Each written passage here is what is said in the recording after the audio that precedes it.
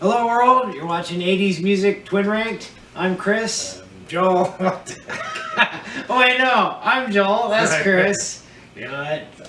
It's easy to get names confused. Yeah. Well, today we're talking about the actor, Rick Springfield. The actor. The actor. It's half and half. He's probably had more success. No, he hasn't had more success. Even his hit movie wasn't very successful. Anyways, we're talking about Rick Springfield. General Hospital for a long time. In fact, that's why there was a time when I watched General Hospital. That's probably the time. It was the Luke and Laura era, and that's about the time he was on. We had a friend that watched that show. That's why I watched it. Now our parents watched Days of Our Lives. Yes, our mom watched Days of Our Lives. All right, that was her show. But Rick Springfield was on General Hospital, which this will probably be the first time we talk about it, but we'll be talking about it twice because Christopher Cross sang a song for it. Oh, yes. Anyways, not Bruce Springsteen. We already did him, but he does have a song called Bruce that was released twice. The second version is pretty much the one we heard it. Now, you would think, Rick Springfield, why are you doing him? But, man, you look, he had 17 top 40 hits, equal to Genesis. Huey Lewis had only one more than Rick Springfield. So go figure, that was our number one artist. And everybody's going to get mad because Jesse's Girl, obviously, is his biggest hit. And it's probably going to be not that high on our top 10. Because overplayed. It's the only one played, actually. Only one played. Do you ever hear anything else from his? Never hear anything else. He's got some really good stuff out there. Even when his movie came out, that wasn't on from the movie soundtrack. And that was when he was probably at Was that made for TV movie or was it? No, it was actually at the theater. Hard to hold. Hard to hold. He had some songs. Biggest one, Love Somebody. You've got to love somebody. Why ain't that played? That should be played. I did not realize Bop Till You Drop was from that movie soundtrack. You know what? I take it back. I have heard a couple of his songs on the radio besides. I've done everything for you. The other early ones. And Don't Talk to Strangers. I've heard those not that often. No, but it's rarely, but you do hear those occasionally. But you never hear the good new ones. Yeah. Now, that one you just mentioned, very interesting because it was written by Bob Seger. Sammy Hagar. You're talking about the... I've Done Everything For You was originally a Sammy Hagar hit. Didn't do well, but he took it and it shot up to what? I thought you were talking about Love Somebody. Number 5. No, not Love Somebody. I don't know who. And then he's got a bunch of connections with other bands. Pat Benatar, married to Neil Giraldo or Giraldi. And they're touring right now with some. Other Yes, and that he played guitar on Don't Talk to Strangers, right? Right. Mr. What's their connection? So Richard Page was a backing vocalist on Don't Talk to Strangers. Okay. Yeah. And then Rick Springfield did a remake of Broken Wings. That's right. Just like 5 years ago. He has a whole album that's cover songs. Does he? Okay. You didn't probably put it on. No. There is. It's one of his later albums. But this is what I should have did last week. I forgot to flip the boards. So you didn't see all the Bob Seger's good stuff. Yeah, well, it starts with Like a Rock, I think was the first one. That's on the next board. No, that was like the fourth one. I missed like a bunch. Yeah. Anyways, Rick Springfield, mainly 5-year period that was a smash. Yeah. And then in the 80s. In the 80s. He started as far back as 1972. In a different band. Yeah, well, before that, called Zoot. Yeah. I don't know, no hits though, right? Yeah, their album was called one album called Just Zoot because people were calling them the Zoot. They're like, no, it's just Zoot. There is no the in it. It's Eagles. People say the Eagles. It's Eagles. That's right. We always say the Eagles. I always call it the Eagles. It's Eagles. So he started back in 72. Had one hit on that album. Supposedly he had another release. I watched that video for one called Hokey Joe. I watched the video. No, that looked like something that would be on Nickelodeon. Okay, his videos. I don't know if you noticed this when you're watching them. A lot of them, they're like apocalyptic a little bit. Like 3 or 4 of them are like that. Yeah, a little bit. like Human Touch, obviously. Dude, I watched a video of Human Touch. He types on the computer. What year is it? See what it is? 2016. Yeah, I did. So that's already I that's saw already passed, but it is supposedly 1 year after the Back to the Future day. So, and what are there, like monkeys walking around? So after the Back to the Future futuristic, it reverts to prehistoric. There are a lot of TV shows, movies where the year has already passed, or they said it's the future. So. It's funny to see those kind of movies. Space, there with Martin Landau from Mission Impossible and his wife, Barbara Bain, had a show called Space, 1999. Like 23 years removed from that. And obviously, George Orwell wrote a book called 1984, but he should have titled it 2022. Yeah, yes, he should have. He didn't know. It would have been the most accurate book ever if he got the year right. I mean, he got the plot right, or you're wrong. Yeah, and Animal Farm is also pretty accurate to the Yes. way Some people are more equal than others. That makes sense. Yeah. We're all equal. Some are more equal. Yeah, but anyway, so he out in the 70s, early 70s, I didn't know it was that, and he was a young kid. Had one hit, Speak to the Sky, like number 14 or something like that. He didn't have any. Is he talking about praying? I don't know. And then he didn't have anything else that came close to that. He did put out an album specific for a animated series called Mission Magic. Yeah, I saw that. Same exact, well, not exactly, but pretty much looked like the Magic School Bus plot, except instead of a magic bus, the teacher's a witch. Same thing. They go on adventures after school. And he did, just like Phineas and Ferb, he did a song for every show. Yeah, so before he was a solo artist, he was kind of a teen bop star. Something like that. Yeah, he got his picture got put in a magazine, and suddenly he's famous because of that. Now, interestingly, you mentioned Jesse's Girl. From Working Class Dog. And that's the only song we hear. Right. So people here probably think he's a one-hit wonder, right?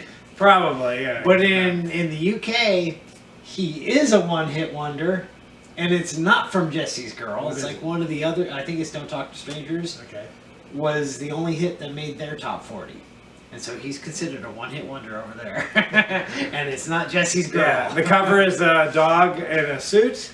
Yes. And it is his dog. I can't remember the dog's name, but I did read the dog's name. I can't remember. I don't know. No, it wasn't Ricky, but I remember I read the dog. It did say the dog's name, but he was also in the next one. Success Hasn't Spoiled He Me. was in a limo with two other dogs. So. And he was a successful dog now. He was a working class dog in the first album. Right, and Success Hasn't Spoiled Me yet, so it was coming. He's going to spoil him, just not yet. And then the next one after that called Living in Oz. And you would think it's referring to Wizard of Oz. But Oz is the term they use for Australia. Yep. That's a shame because that would be our third time. It made me start thinking of all the other maybe TV shows or movies that have Oz in it. Are they referring to Australia? Like there's some. There's a show called Oz. Yeah, there's a show called Oz, and I wonder. watched I never watched it, but I wonder if it's about Australia. Yeah, could be. Probably should have looked that up. Did you see this though? When he was 17, I did not know this until we looked. That he tried to commit suicide, but the rope didn't hold or something. He didn't have a good knot on it. It broke. Yeah, so. Which brings us to our next album that was hard to hold. So it's not hold. That's not right. I wonder if that's why they came up with that name. What? Hard to hold? Because his rope didn't hold? Yeah, he was telling the story. Yeah, he's like, I guess I was hard to hold. He's like, that's a good movie title. And as popular as he was, you would think it would translate to like people going to see his movie, but you would think it's trying to like sex symbol. And that came out the same year Prince's movie came out, the Purple Rain, but that movie was a hit, right? And his wasn't. So yeah, he's probably the most prolific actor as a musician that we've done so far. I mean, we have done, Huey Lewis was in movies, right? At least 5 that I can think of. Phil Collins did a movie. Oh, okay, so Phil Collins. I was thinking about that. I'm like, what other actors was a movie specifically geared for him in the lead role, Phil Collins. Yeah, Buster. Yeah, right. But that came afterwards. Billy Joel did the lead character, Dodger, the voice. I don't know if he was actually in a movie. Right. No, I don't think he was a lead in anything. Yeah. So we've had Eric Clapton. We just did Eric Clapton a few. He was in some movies. No, not big roles. Obviously, we're talking specifically to the '80s, because if you go before that, there were a ton. The Beatles were in their own movies. The Monkees. Kiss. Gene Simmons from Kiss has been a villain in several movies. Right. So there are musicians we know of that have been. Madonna. We haven't done Madonna yet. She probably is maybe outdone. Rick Springfield. Obviously, in popularity, her movies. She did has way a ton more. of movies, though. Now, I have actually seen Rick Springfield in another movie. Okay. Called what was it called? Shoot. No, it wasn't called Shoot. No. Dead Reckoning. Okay. Yeah. Cliff Robertson was in it, and it was sort of like Death Trap on a cliffside house. It's kind of cool. I think he was the villain. His name even sounds like he was a villain. Nick something, Nave or something like that. Yeah.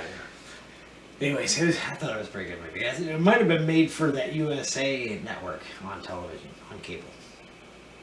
Alright, so all these albums, strictly a 5-year period, from 81, 82, 83, 84, 5.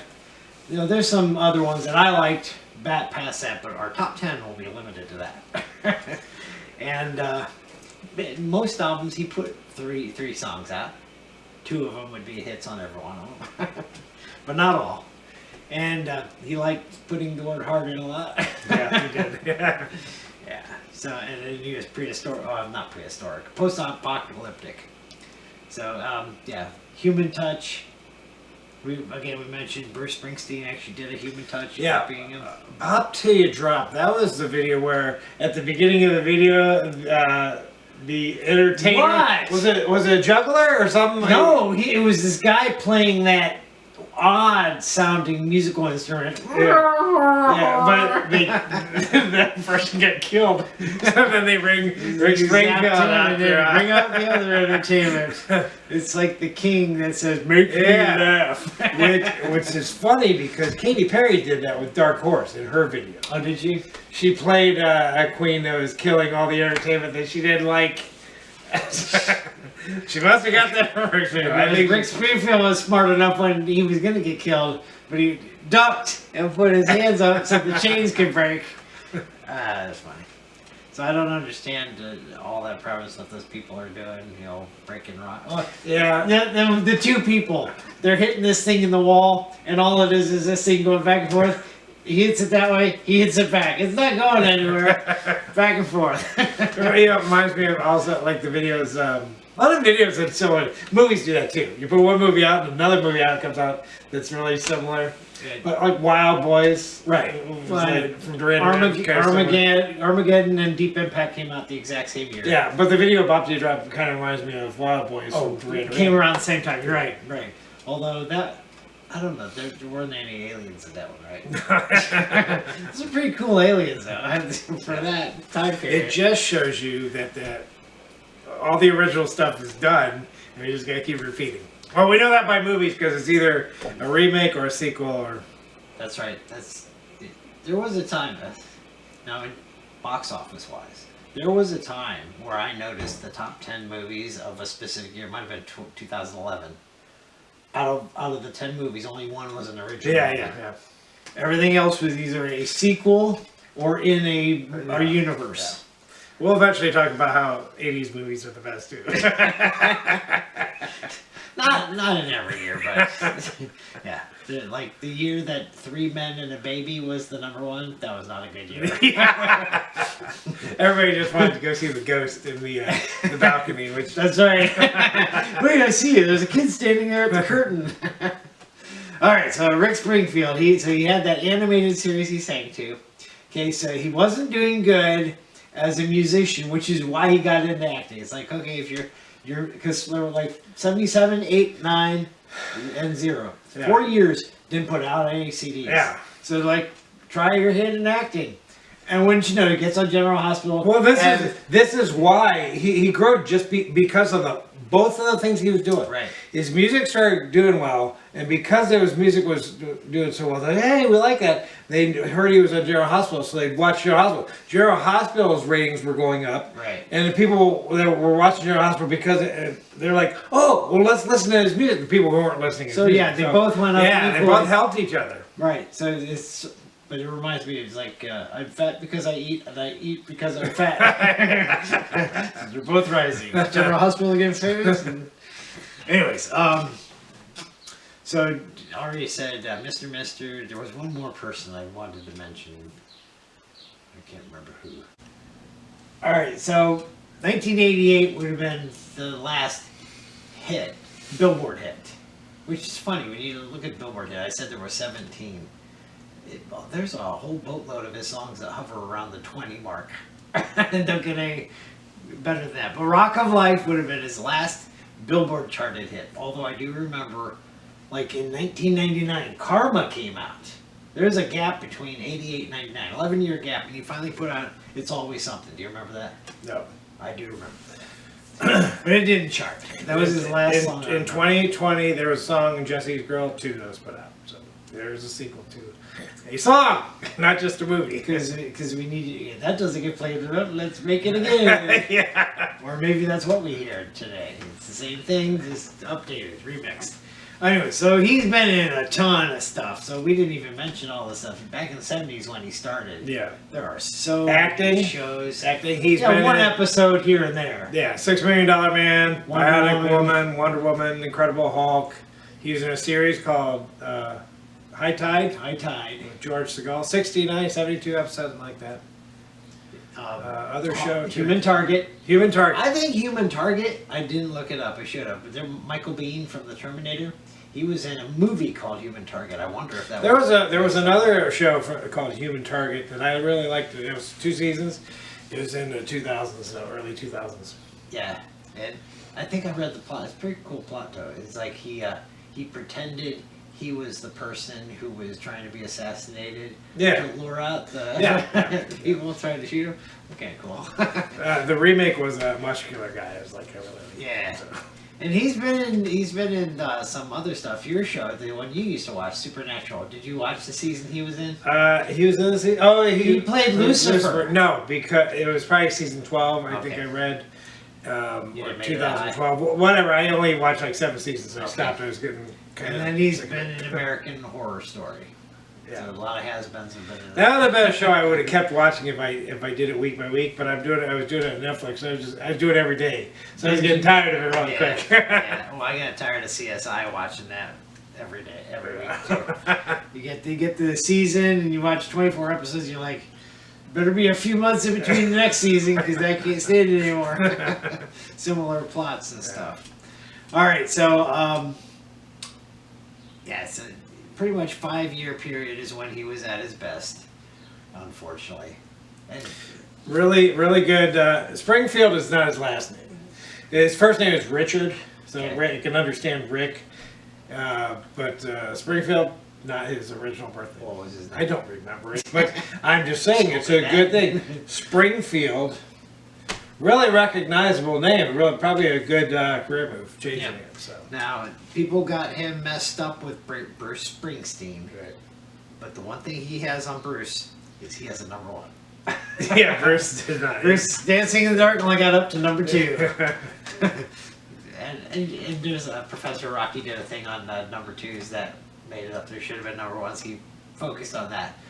You look at the hits that prevented him from being number 1. You're like, yeah, Wham, Wake Me Up Before You Go Go, and he didn't get up that high because of that. Anyways, I think that. All right. I'm pretty sure that's So time for our top 10. Okay, so on this one, I lose 2, you lose 1. And they're all obscure at this point. But you lose I Get Excited. Not really. He's got a few live videos. That's one of them, so I didn't want to. Yeah, I like the guitar riff that he starts with. Yeah, I like Don't Walk Away, which is his 3rd song from the Hard to Hold CD. And then Rock of Life, which I can understand why that one's. He's got woo! Anyway, you veer off a regular singing and you're like, nah. But if you watch that video, that's pretty cool, the guitar he's playing out there. It's like a squarish thing. Well, I think I Get Excited. I think, if I'm not mistaken, that's the song. He has a live version and an album version. Okay. Played the live version and it was like almost twice the speed. Like faster? Oh yeah! Oh, Like, okay. Alright, so those were our 3 that did not make our list. Okay, so coming in at number 10 is the Sammy Hagar wrote song. That's I've Done Everything For You. I have this at 7, you have it at 9. This was on that first popular CD. I think Working Class Dog, is that his best-selling album, you think? Oh yeah. Okay, I would assume so too, because Jesse's Girl's on it. So it's I've Done Everything For You. That's To me, it's too fast. Well, I only like it if you say the whole thing. I've done everything for you, But you've done nothing for me. This means that you're in a relationship that's all One-sided. all give and no take. Yeah. And tell you what, you watch that video, it makes it look like he's in a 3-piece band though too. He's got him playing the guitar, a guy on the bass and the drums. Okay, next one up. Believe it or not, this one beat that song, Bruce. The only song coming off of Beautiful the Feelings. reason is because of the concept. That's what we like about the concept. Yeah, and it was released twice. I mean, out of all the songs, this is the one that got released twice. You have this. It starts out he's actually talking to a doctor. Yeah. About this thing that's happening to him. You have like, is he going to a psychiatrist? Apparently, or you have this at 4. I have it at 12, so I don't put it in my top 10 at all. But you have it really high up there. I do like all the different scenarios, including his mother. His mother doesn't know that's not Bruce. Okay. Anyways, next one up, and I think this. Now you just had that at 4. I had this next one at 3, so I believe this one's too low, and that's "Bop Till You Drop" from Hard to Hold. I have this at 3, and you have it at 13. It's a different sounding song. yeah. So I don't know. The musical instruments, they don't sound like anything else. Again, it reminds me of Duran Duran. That's my number 1 band. So. Was he using the Bop It game? No. Twist it. Pull it. Anyways, okay, and he did all his own stunts in that video. He was swinging from that rope to get to the alien. And I was like, who does that? It's like make the gun to where it keeps blasting even though it's right at the main alien. Can't have it stop before it gets there. Okay, next one up is from the only song from Tao, I think that's how you pronounce it. Tao. Tao. Celebrate Youth. What's Tao mean? I don't know. It's religion. I don't know. Yeah, this probably is. Celebrate Youth. I have this one at 4. You have this one at 11. And come on, this is a good song. It is. Now, it's in our top 10. Yes. Now, I like the video. The video is kind of funny. Have you seen the video? Yeah, I've seen them all. He's got this hallway jam-packed full of kids, right? Right. They're all cheering. He is the one getting to play on the playground. He's on that equipment and like, come on, let us. You get in this hallway, we'll be on the playground.